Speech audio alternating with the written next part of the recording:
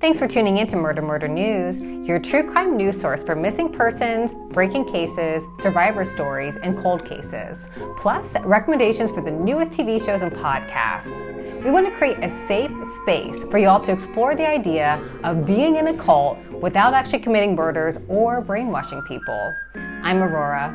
And I'm Angelina.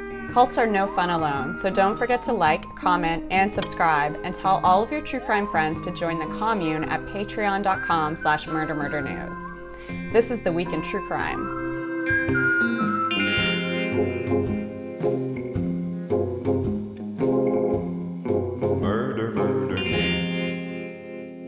We do want to issue a disclaimer that while our name is Murder News, we often focus on missing persons, survival stories, and sexual assault, giving preference to cases affecting BIPOC and LGBTQIA communities, and some that may not be getting enough attention by mainstream media.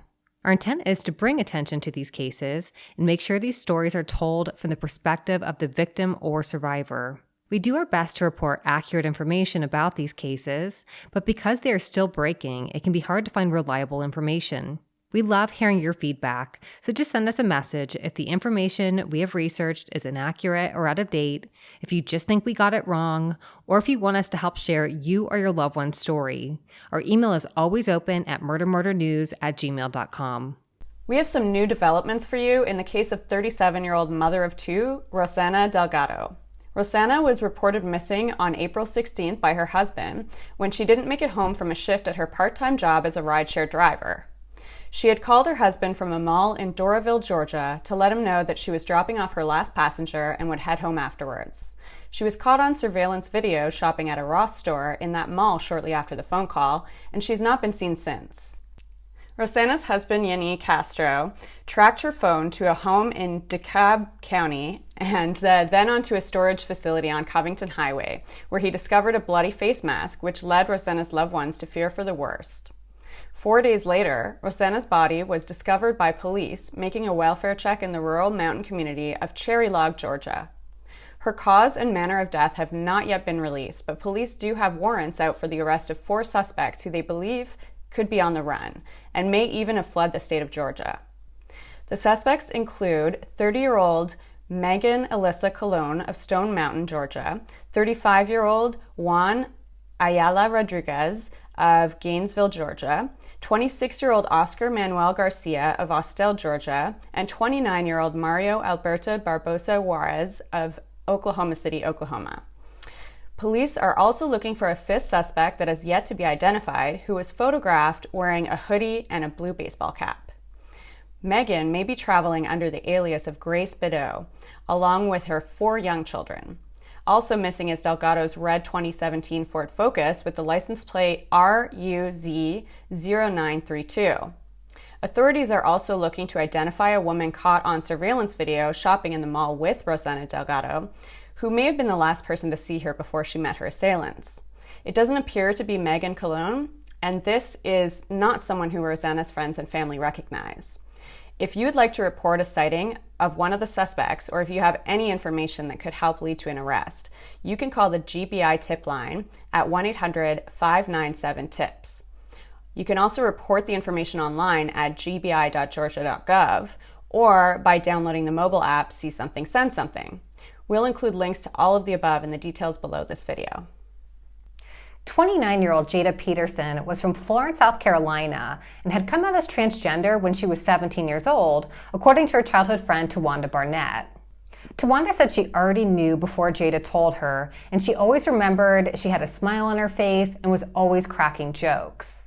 On April 4th, she was found shot to death in a hotel room at the Quality Inn in West Charlotte, North Carolina. Just 11 days after Jaida was found murdered in a hotel room, 28-year-old Remy Fennell was found shot to death at the Sleep Inn on North Highland Street in Charlotte. Remy was a Philadelphia native who had just moved to North Carolina to pursue a job at a hair salon in Charlotte. According to her godsister, Barbara Prescott, you could tell a Remy style from a mile away. She said she wanted to make her dreams come true. She wanted to own her own shop. She even had products that she was trying to come up with. Both women were Black and transgender, and police believe both women were involved in sex work, but of course sex work is absolutely real work. With all of these similarities, authorities did believe the two murders were connected and possibly a hate crime. I would like to say I have a very hard time believing their deaths were not a hate crime. On April 16th, two men, 33-year-old Joel Brewer and 21-year-old Donatarius Long, were arrested and charged with the murders of Jaida and Remy. Police said they were looking at the possibility of these shootings being hate crimes and said those charges would be pursued if appropriate. I definitely think it's appropriate. Jaida and Remy are at least the 14th and 15th murders of a transgender person this year in the US. We're going to include some resources on ways that you can help educate yourself and help support trans rights in the details down below. We're going to include some links to help support BIPOC trans creators, which is an awesome way to support the community for free. Our sources include Winston-Salem Journal, WBTV, HRC, trainequality.org, American Independent, and more. We are so excited to have Christine with us from this week's favorite podcast, Lagim, a Filipino true crime podcast. Lagim takes a closer look at infamous and not so known cases in the Filipino community. Christine, thank you so much for joining us today. How are you doing? Hi there. Hi, everyone. Thank you for having me. Thank you so much for joining us. It's so great to finally meet you. And I have to tell you how excited I am to have found your podcast because I have to say, like, being American, it never occurred to me that like I should want to seek out crimes in the Philippines. But wow, are there so many good ones, and I was wrong. Yeah. Well, thank you so much. I didn't really think that somebody else from outside the Filipino community in the Philippines or in the diaspora would be interested. So, when you touched base with me on Instagram, I was like, oh, well, this is nice. So yeah, I'm very excited to be here. Thank you. Yeah, it's cool because, I think that when you're into true crime, you kind of start to hear all of the crimes that took place near you so much, and you've heard so many people retell the story that it's nice to branch out. And other countries' crimes kind of have themes. The kind of crimes vary from country to country, like what's popular. Like I think US unfortunately kind of dominates things like mass shootings and such. And you start to see like these existing themes in other places. And you have a lot of like, I've noticed women killers in the Philippines. Yeah. I think that maybe that's also my bias because I am personally very interested in sort of what we call femicide, which is not just a criminal issue, a criminal law issue, but also sort of a wider social issue. Right. And I'm not saying that it's especially dangerous for women in the Philippines, but there's definitely a lot of reported crimes where women are victims, and then you look at sort of the motivations and the circumstances behind it, and then you also see sort of some unique elements that might be just applicable, within the Filipino community, or within the Filipino diaspora all over the world. And then it becomes more interesting, as you said. Then you see some sort of a common thread. But yeah, I'm very much an advocate for women's rights and protecting women against gender-based violence. That's why I think I gravitate towards those cases, and those are the cases that hooked me in. Having grown up in the Philippines when I was younger, so those are the cases that also like, oh well, I'm interested in that. And then it's always those women either being abused and killed and all that. It's horrible, and I don't know why I gravitated towards those cases as a young girl, as a teenager. But that's what got me sort of on board the true crime genre as it was back then. Right. And Yeah. so what was your inspiration to start this podcast?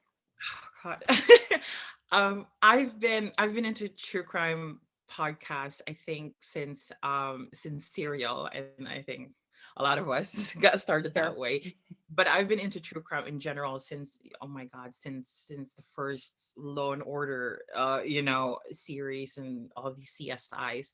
But what I did notice when I started listening to true crime podcasts, is that a lot of the cases, as you said, um, a lot of the cases that we hear in all the podcasts are from, North America, so Canada, um, the US, and then, you've got some prominent UK cases, maybe, the sneaky, Irish cases, here and there, and then maybe the odd, interesting Australian and, New Zealander cases.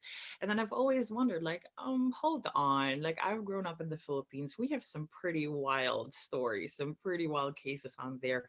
Why is nobody talking about them? Like, I think true crime fans would be interested, And then I started looking up Filipino true crime podcasts, and when I looked them up, maybe early 2020, late 2019, there were not a lot of them, and a lot of them were sort of doing a mixture of paranormal and horror stories, maybe a little bit of crime. And I said, no, I'd like to hear something along the lines of, I don't know if you know Canadian True Crime.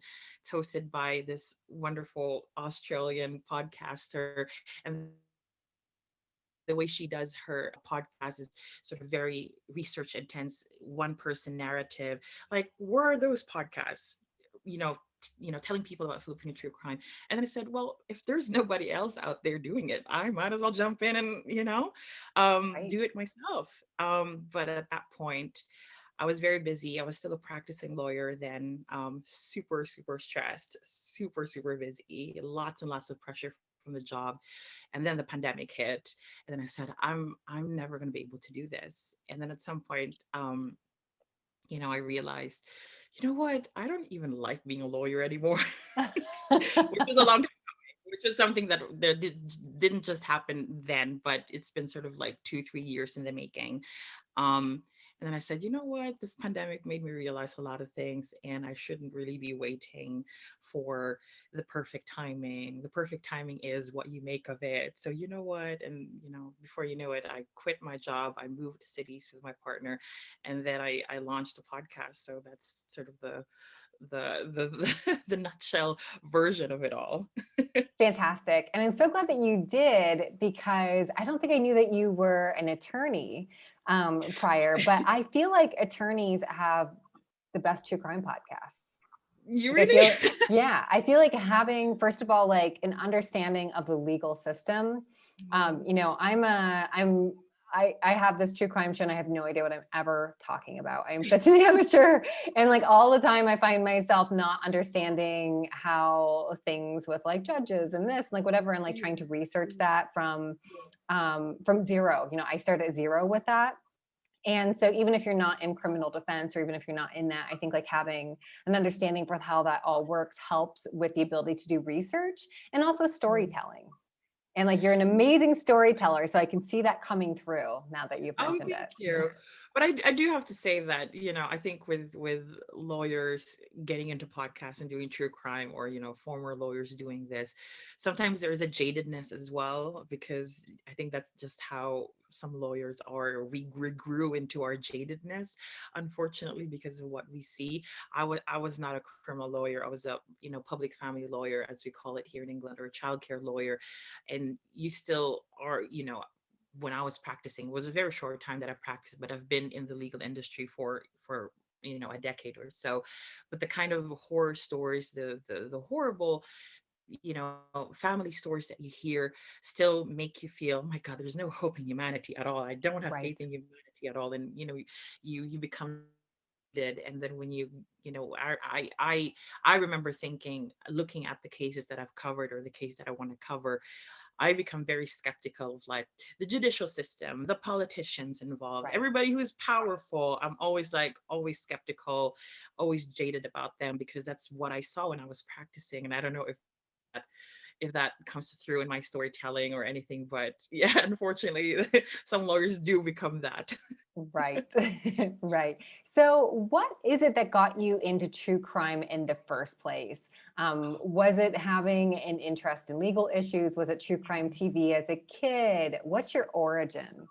Oh God, I think it started very young. I think I remember being in grade school, and I lived in this southern Filipino city called Davao in the Philippines, and at that time it was a very chaotic city. There would be shootings and killings and drug raids left and right, and it was even before that, like in the 80s, before I moved there with my mother. It was essentially considered a civil war zone, because that's how problematic and chaotic the city was. In the 90s, it got a bit better, but crimes were still like left and right. The crime rate was just horrible. um and also in the 90s, for some reason there was a spike in very horrible, heinous crimes in the Philippines, and I don't know, it was just some sort of phenomenon. I don't know, economically something was going on there that made it very horrible for people to just exist in 90s Philippines. There were a lot of gender-based violence, a lot of massacres, as it was like mass killing, really, like whole families being killed by one person, for example. There would be a lot of motivated killings, and they were reported left and right. They would be on prime time over and over again. And I just kind of got, as a kid, as a 7-year-old, 8-year-old, I would just look at this and like, what is going on? Like, what's the motivation there? I've always like asked my mom, like, why do people do bad stuff like that? And I remember this one movie coming out, and it was based on an actress that was brutally raped and tortured, and that eventually became my first episode for Lagim. So I covered her story, and I always wondered, "How- that is horrible, as a woman, as a girl, and I will become a woman later." So that's how I rationalize it in my head as a young girl. It's horrible, and I've sort of formed a question from that age, into my teen years and into my adulthood. I've always had questions about human nature, like, are we inherently good, but then being bad is just maybe an aberration in some? So that's sort of the question that sort of evolved all throughout the years, and what got me hooked into true crime. Or maybe we're inherently bad, and the only thing that made us good and civilized is sort of evolution, and maybe our willingness to follow law and order. And even though I'm able to vocalize these questions now very properly, very very in an articulate manner, but these were the questions that were in my mind as a kid, and I would watch these stories primetime news. I would insist on watching these movies with my mom, and she always said no, thank goodness for that. um, Right. um, but these were the questions that were in my mind as a kid. Like, I wanted to know, I wanted to hear about these stories, to watch these movies, to get an answer. But you never get an answer because it's never straightforward, and that's why you just keep on watching, keep on, learning, and that's how I got hooked in. Absolutely. And, I can tell with your thought process while you're so good at what you do. I definitely never had thoughts that deep as a child.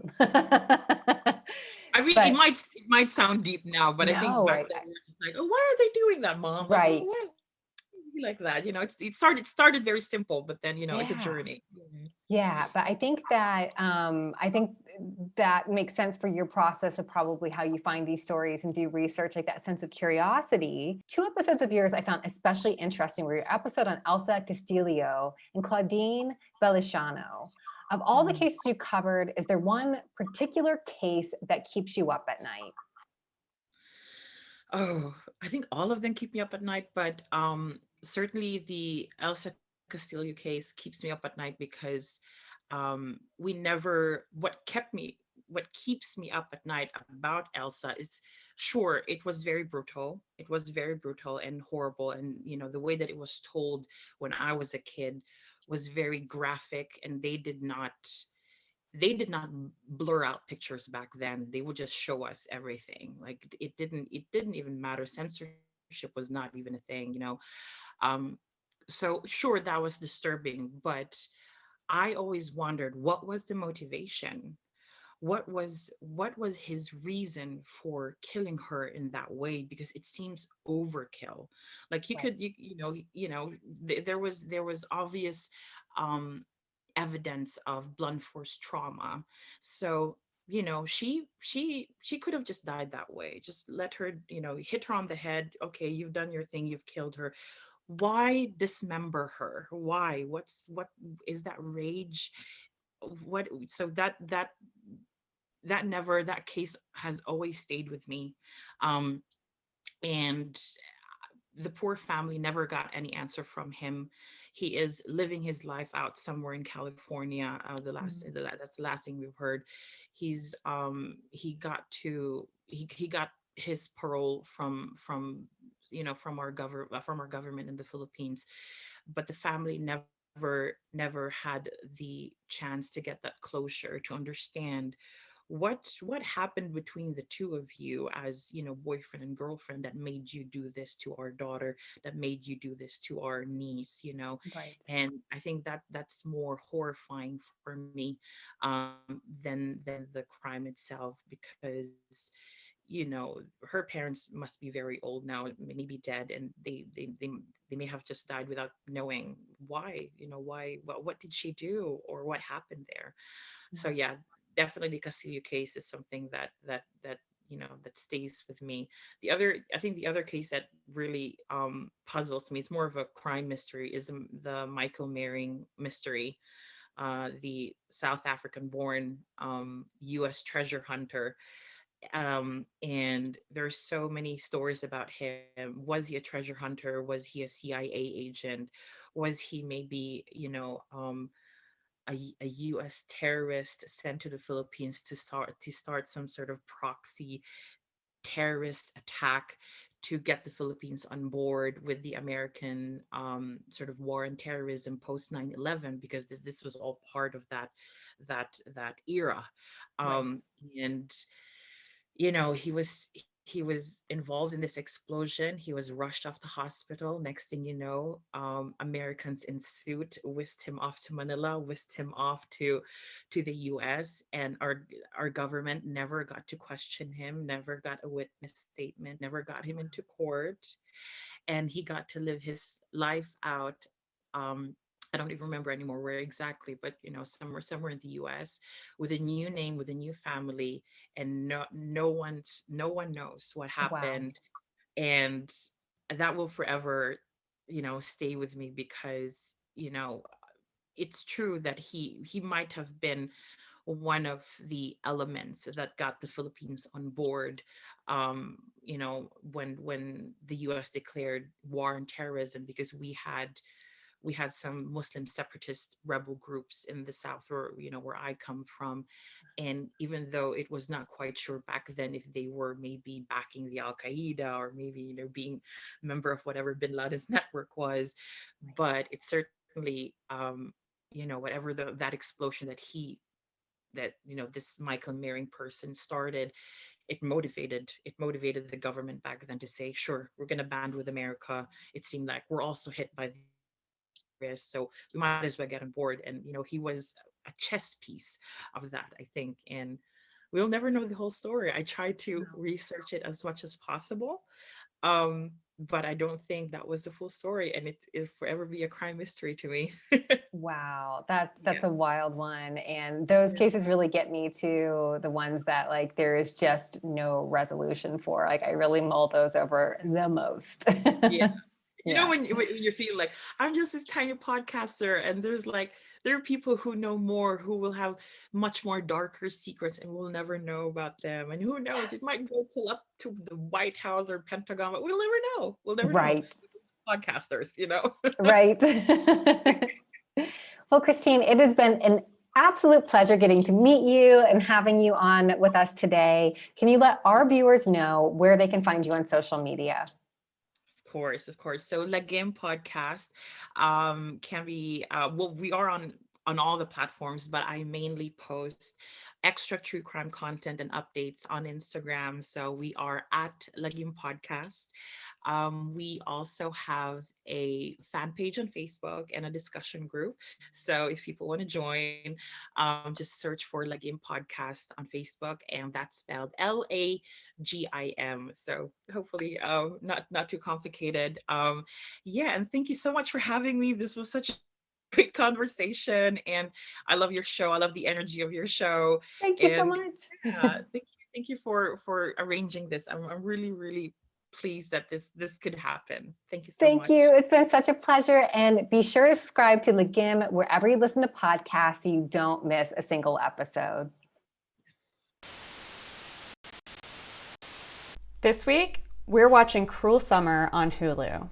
The new thriller follows the disappearance of the beautiful, popular Kate in the summer of 1993.